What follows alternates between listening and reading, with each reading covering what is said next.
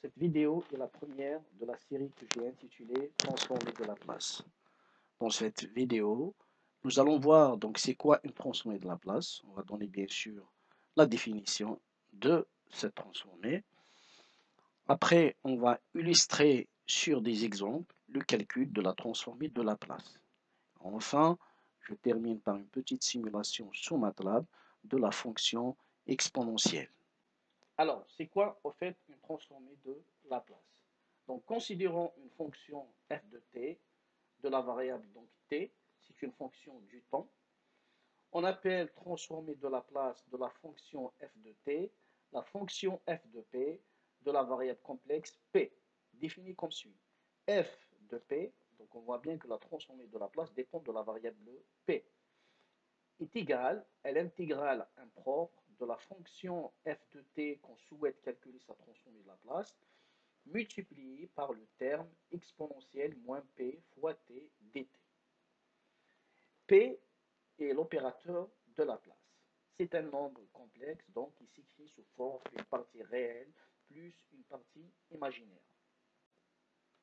La transformée de Laplace est donc une application de l'ensemble des fonctions f de t vers l'ensemble des fonctions f de p.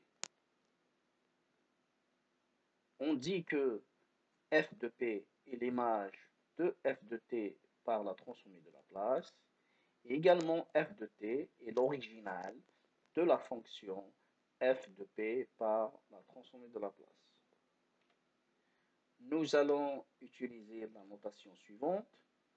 F de p égale TL entre accolades de la fonction f de t pour dire que f de p est la transformée de Laplace de la fonction f de t.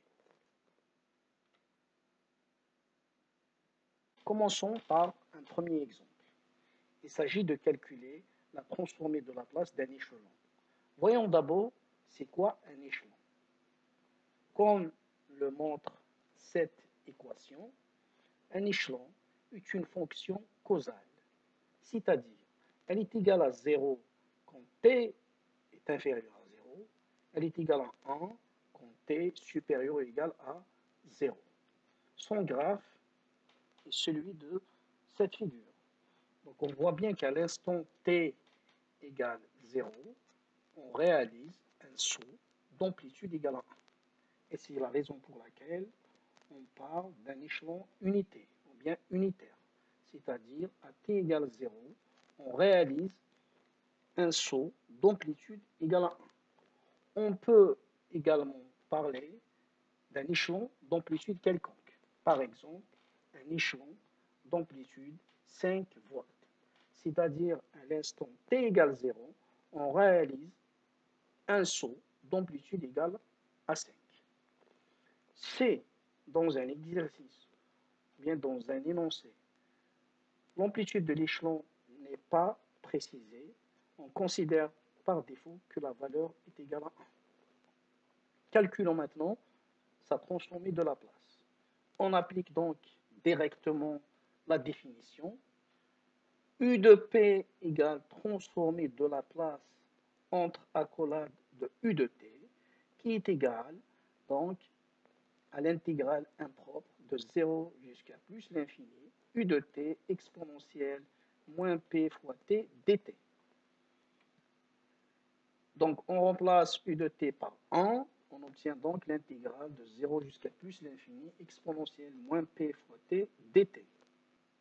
Calculons maintenant la primitive de l'exponentielle moins P fois T, sachant que T est la variable et P est une constante. On obtient donc moins 1 sur P exponentielle moins P fois T dt, qu'il faut maintenant évaluer pour le cas T égale 0 et le cas T tend vers plus l'infini. On va se focaliser sur le terme exponentiel, étant donné que c'est le seul terme qui contient la variable T. Donc, il faut évaluer ça à l'instant 0, exponentielle de 0, c'est 1. Et puis, à l'instant t tend vers plus l'infini. Dans ce cas aussi, le calcul est simple. En effet, il suffit de considérer que l'exponentielle de moins p fois t quand t tend vers l'infini soit égal à 0. D'ailleurs, c'est la condition pour l'existence de la transformée de Laplace d'un échelon. Exponentielle moins p fois t quand t tend vers l'infini doit donner donc 0. La condition à vérifier est que p soit positif. Comme p étant un nombre complexe, donc il suffit que la partie réelle soit positive. Donc c'est la condition d'existence de la transformée de Laplace pour un échelon. Maintenant, sachant à t égale 0, c'est 1. Quand t tend vers plus l'infini, c'est 0. On remplace et on obtient donc ce résultat. Transformée de Laplace de u de t égale 1 sur p. Considérons maintenant un deuxième exemple dans lequel on va calculer la transformée de Laplace d'une constante. Donc, une constante, c'est une fonction qui est égale donc à une valeur constante, quelle que soit t, comme le montre ici la figure.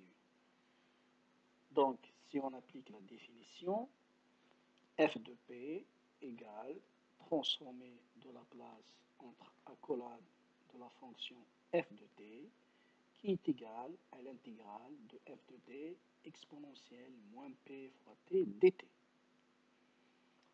On remplace f de t par sa valeur, c'est-à-dire une constante. On calcule la primitive toujours. Donc on obtient moins la constante sur p exponentielle moins p fois t. Donc on va aussi évaluer donc le terme exponentiel aux deux instants t égale 0 et t tend vers plus l'infini. À 0, on obtient 1 et à plus l'infini, on obtient 0. Donc du coup, on obtient le résultat suivant. Transformée de Laplace d'une constante, c'est la constante sur p. Considérons maintenant un cas particulier où la constante est égale à 1. C'est-à-dire f de t égale à 1, quel que soit t. Donc si on remplace ici la valeur de la constante par 1, on obtient donc f de p égale 1 sur p. Rappelez-vous que ce résultat est le même que la transformée de Laplace d'un échelon. En effet, il y a une infinité de fonctions qui ont la même transformée de Laplace. Il suffit en effet que ces fonctions soient identiques dans l'intervalle 0 plus l'infini. Considérons maintenant un dernier exemple pour lequel on s'intéresse à la transformée de Laplace de la fonction exponentielle moins at avec a réel. Cette figure représente l'évolution de la fonction pour le cas a est supérieur à 0. La fonction est décroissante dans l'intervalle 0 plus l'infini.